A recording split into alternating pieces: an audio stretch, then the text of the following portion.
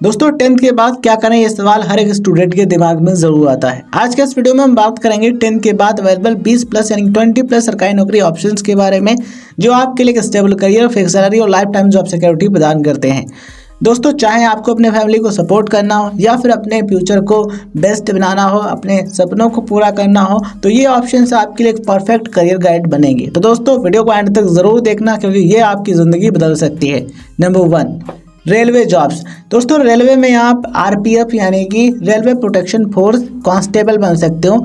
RPF constable का जो exam है, इसको 10th पास स्टूडेंट्स दे सकते हैं। मतलब कि अगर आपने कक्षा 10 पास किया है तो आप आरपीएफ कांस्टेबल की भर्ती में अप्लाई कर सकते हो। एग्ज़ाम देख करके जो फिजिकल टेस्ट होता है उसको पास करके आप आरपीएफ कांस्टेबल बन सकते हो। और स्टार्टिंग में ट्रेनिंग कंप्लीट होने के बाद आपकी जो स्टार्टिंग सैलरी है 40 से 45 हज़ार रुपये पर मंथ होगी। ठीक है, तो बहुत अच्छी सैलरी मिलती है आरपीएफ कांस्टेबल को ट्रेनिंग कंप्लीट करने के बाद।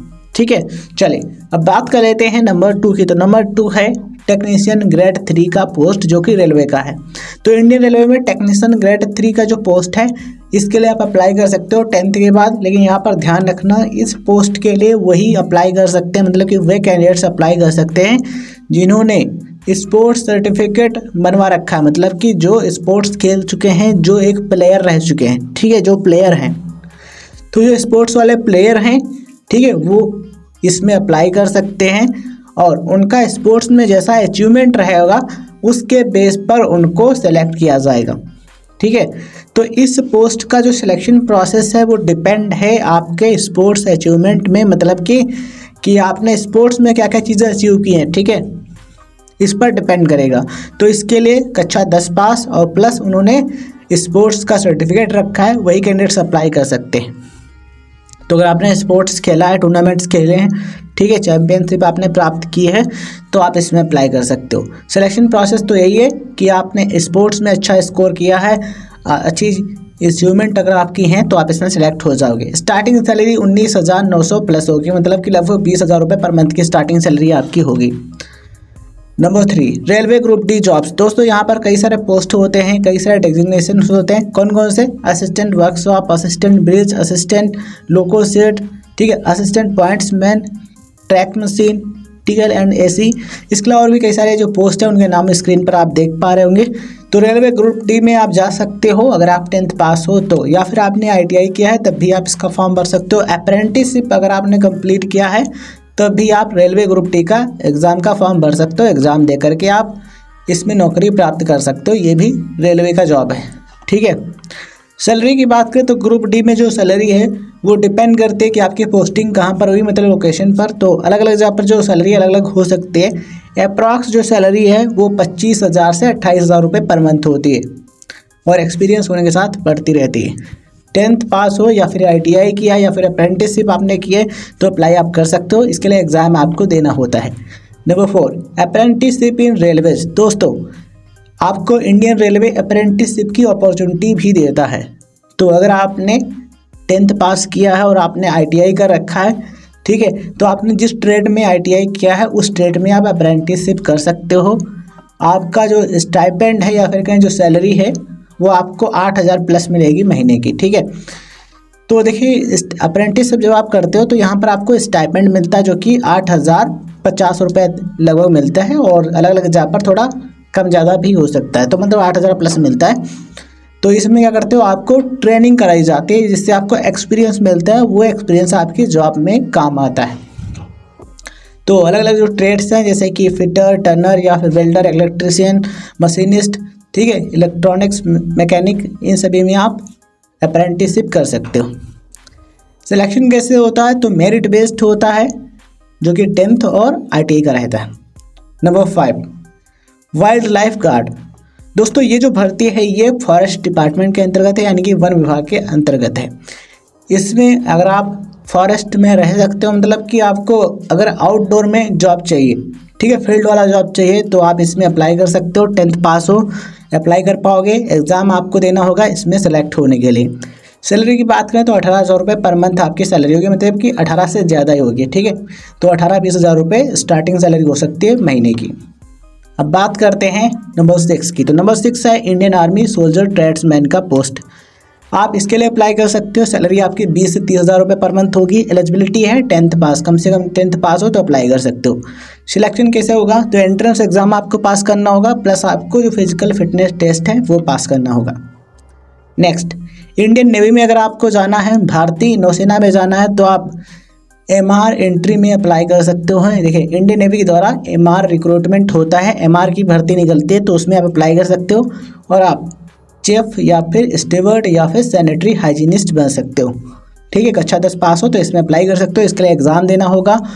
और सैलरी की बात करें तो अग्निवीर योजना के अंतर्गत जितनी सैलरी मिलती है उतनी आपको मिलेगी। स्टार्टिंग में देखिए, फर्स्ट ईयर में मतलब कि पहले साल में महीने की आपकी 30 हज़ार रुपये सैलरी होगी, जिसमें से इन हैंड आपको 21 हज़ार रुपये मिलेगी। 9 हज़ार रुपये आपका जो फंड होगा अग्निवीर वाला, ठीक है, उसमें चले जाएंगे और सरकार भी उतने रुपये ऐड करेगी, बाद में वो आपको इकट्ठे मिल जाएंगे। ठीक है, तो इसमें भी आपको अच्छी सैलरी मिल जाएगी। अगर आपको देश की सेवा करनी है तो आप इसमें जा सकते हैं।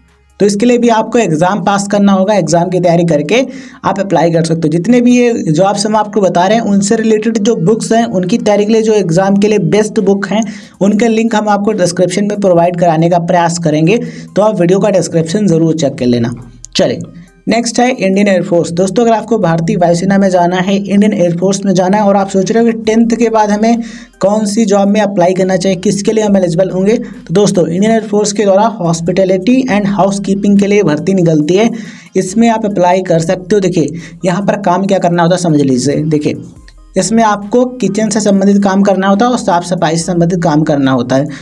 और देखिए, जो किचन में खाना बनाने वाला काम है तो ये वेजिटेरियन भी हो सकता है, नॉन वेजिटेरियन भी हो सकता है। तो अगर आप दोनों कर सकते हो, ठीक है, दोनों में कोई दिक्कत नहीं है, तो आप इसमें जा सकते हो।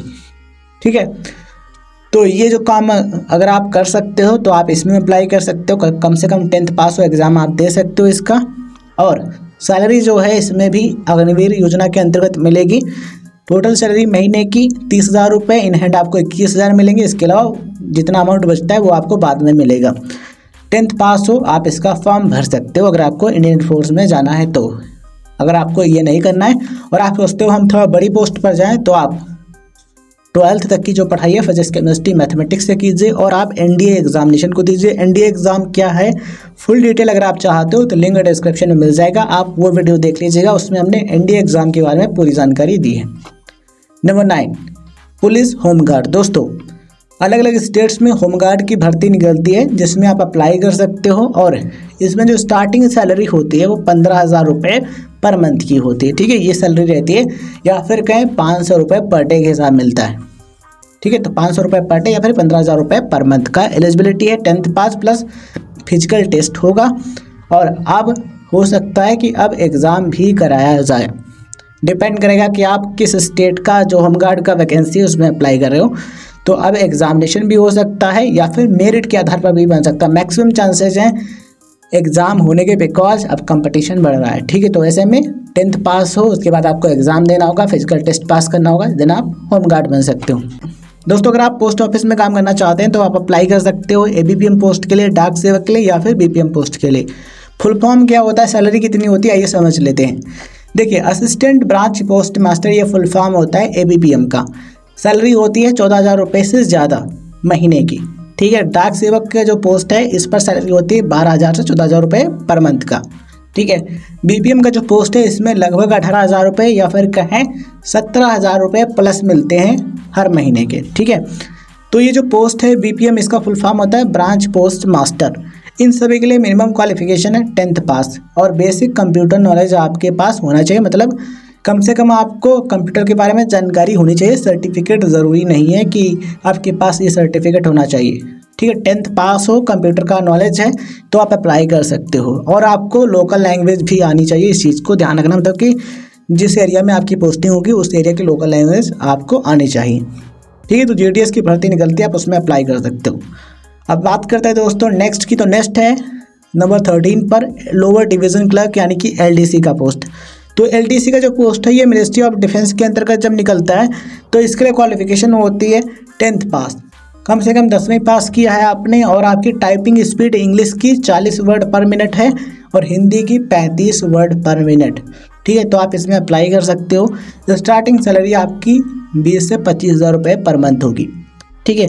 और अदर जो डिपार्टमेंट्स होते हैं वहाँ पर भी भर्ती निकल सकती है, लोअर डिवीजन क्लर्क यानी कि LDC की, तो उसमें भी अप्लाई कर। Number 14 SSC MTS job. दोस्तों 10th के बाद आप SSC MTS का फॉर्म भर सकते हो और आप मल्टीटास्किंग स्टाफ यानी कि MTS पोस्ट पर सेलेक्ट हो सकते हो। आप प्यून या फिर गेट कीपर या फिर वॉचमैन बन सकते हो या फिर अदर जो पोस्ट होती है उन पर सेलेक्ट हो सकते हो। इसके अलावा हवलदार का पोस्ट निकलता है, इस पर भी आप सेलेक्ट हो सकते हो। 10th के बाद SSC MTS का जो फॉर्म आता है उसी के साथ में इसका भी फॉर्म आता है, तो उसको फिल करके एग्जाम दे करके आप हवलदार भी बन सकते हो। ये ऑल इंडिया लेवल पर भर्ती निकलती है जिसमें आप अप्लाई करके एग्जाम को पास करके बन सकते हो। 10th पास स्टूडेंट्स एलिजिबल होते हैं। नंबर 16 नगर निगम की भर्ती। ठीक है, म्युनिसिपल कॉर्पोरेशन की जो जॉब्स होती हैं इसमें आप अप्लाई कर सकते हो। इसमें प्यून, स्वीपर, सैनिटेशन वर्कर की जो जॉब्स हैं वो निकलती हैं और इनमें सैलरी होती है 12 से 18,000 रुपये पर मंथ की। और जो कुछ जॉब्स है वहाँ पर सैलरी 30,000 रुपये तक भी हो सकती है, डिपेंड करता है कि किस राज्य की भर्ती है। नंबर 17 अप्रेंटिसशिप इन BHEL, ONGC या NTPC। इसके अलावा और भी कई सारे जो PSUs हैं, ठीक है, उनमें आप अप्रेंटिसशिप के लिए अप्लाई कर सकते हो। सैलरी आपकी 8,000 रुपये पर मंथ से ज़्यादा हो सकती है, मतलब कि 8,000 रुपये या फिर इससे ज़्यादा रुपये हो सकती है पर मंथ की। और ये जो है स्टाइपेंड आपको मिलता है अप्रेंटिसशिप के दौरान। ठीक है, मतलब कि जब आप ट्रेनिंग कर रहे होते हो उस समय आपको खर्चे पानी के लिए ये स्टाइपेंड दिया जाता है, जो कि 8,000 रुपये या फिर इससे थोड़ा सा ज़्यादा हो सकता है। तो अगर आपको एक्सपीरियंस चाहिए तो आप अप्रेंटिसशिप कर सकते हो। 10th पास हो प्लस आपने ITI किया है तो आप जिस ट्रेड में ITI की हो उस ट्रेड में अप्रेंटिसशिप कर सकते हो। ये जो PSUs हैं इनमें। अब बात करते हैं दोस्तों एजुकेशनल एंड सोशल जॉब्स के बारे में। नंबर 18 आंगनबाड़ी कार्यकर्ता यानी कि आंगनबाड़ी वर्कर। इस पोस्ट के लिए आप अप्लाई कर सकते हो। कम से कम 10th पास हो या फिर 10th के समकक्ष परीक्षा आपने पास किए तो आप इसके लिए एलिजिबल हो जाते हो। इसकी भर्ती निकलती है हर एक राज्य में, ठीक है। तो आप जिस भी स्टेट से हो वहाँ की भर्ती में अप्लाई कर सकते हो। मेरिट के आधार पर यहाँ पर सिलेक्शन हो जाता है। सैलरी की बात करें तो 14,000 से 15,000 रुपये पर मंथ की सैलरी होती है, इससे ज़्यादा भी हो सकती है। Number 19 ASHA worker accredited social health activist. ठीक है, तो आशा वर्कर अगर आपको बनना है तो आप इसकी भर्ती में अप्लाई कर सकते हो। कम से कम कक्षा 8 पास हो या फिर 10 पास हो तो अप्लाई कर सकते हो। सैलरी की बात करें तो 12,600 रुपये प्लस, यानी कि कुल मिलाकर कह सकते हैं 12 से 13,000 रुपये आपको सैलरी मिल जाती है महीने की इस पोस्ट पर। नंबर 20 पर आता है प्यून यानी कि चपरासी की पोस्ट। दोस्तों ये जो पोस्ट है इसको ऑफिस असिस्टेंट के नाम से भी जानते हैं। स्टेट लेवल पर भर्ती निकलती है अलग अलग स्टेट्स में। सैलरी आपकी 12 से 18,000 रुपये पर मंथ हो सकती है। और एजुकेशनल क्वालिफिकेशन क्या चाहिए, कम से कम 10th पास हो या फिर 10th के समकक्ष परीक्षा पास किए तो आप प्यून की भर्ती में अप्लाई कर सकते हो, प्यून बन सकते हो। नंबर 21 फायर फाइटर या फिर कहें फायरमैन का पोस्ट। आप इसके लिए अप्लाई कर सकते हो। सैलरी होती है 20,000 रुपये पर मंथ या फिर इससे ज़्यादा भी हो सकती है। एलिजिबिलिटी 10th पास हो प्लस फिजिकल टेस्ट होगा। Number 22 office attendant. दोस्तों ऑफिस अटेंडेंट पोस्ट के लिए आप अप्लाई कर सकते हो, भर्ती निकलती है। सैलरी 15 से 20,000 रुपये हो सकती है। अगर नाबार्ड के थ्रू आप सेलेक्ट होते हो तो आपको 35,000 रुपये पर मंथ तक भी सैलरी मिल सकती है। एलिजिबिलिटी होती है 10th पास, यानी कम से कम 10th पास किया तो आप अप्लाई कर सकते हो। एग्ज़ाम इसके लिए आपको देना होता है, इस चीज़ का आप ध्यान रखना। तो ये थे दोस्तों 20+ गवर्नमेंट जॉब्स जिनके लिए आप 10th के बाद अप्लाई कर सकते हो। इस वीडियो को बनाने में काफ़ी रिसर्च की गई है, काफ़ी टाइम लगा है, ठीक है। तो अगर आप इसकी रिस्पेक्ट करते हो तो वीडियो को लाइक ज़रूर करना, दोस्तों के साथ शेयर कर देना जिससे उनको भी इन्फॉर्मेशन मिल जाए, ठीक है। चैनल पर नए हो तो हमें सब्सक्राइब करके नोटिफिकेशन बेल ऑन रखना जिससे आपको वीडियोज़ का नोटिफिकेशन मिलता रहे। एग्जाम की तैयारी अगर आपको करनी है तो बेस्ट बुक चाहिए तो उनके लिंक आपको डिस्क्रिप्शन में मिल जाएंगे, क्लिक करके परचेज आप कर सकते हो। तो दोस्तों ये जो गवर्नमेंट जॉब्स हमने आपको बताई हैं तो जिसके लिए आपको अप्लाई करना है तो आप वो जो गवर्नमेंट जॉब्स के बोर्ड हैं उनकी ऑफिशियल वेबसाइट पर आप जा सकते हो। जैसे कि SSC MTS के लिए SSC की जो वेबसाइट है वहाँ पर, रेलवे के लिए RRB बोर्ड की जो वेबसाइट है, और स्टेट लेवल की जॉब्स हैं तो स्टेट PSC या फिर अदर जो एग्ज़ाम कंडक्ट कराने वाले बोर्ड हैं उनकी वेबसाइट आप विजिट कर सकते हो। उम्मीद करते हैं दोस्तों सारी चीज़ें आपको समझ में आ गई होंगी। ये ऑप्शंस आपको बेहतरीन लगे हों। आप किसको चूज करोगे, क्या बनना चाहोगे, किसके लिए अप्लाई करना चाहोगे, हमें कमेंट सेक्शन में ज़रूर बताना। धन्यवाद दोस्तों, जय हिंद, जय भारत। मिलते हैं आपसे एक नए वीडियो में, तब तक के लिए कीप लर्निंग, कीप ग्रोइंग।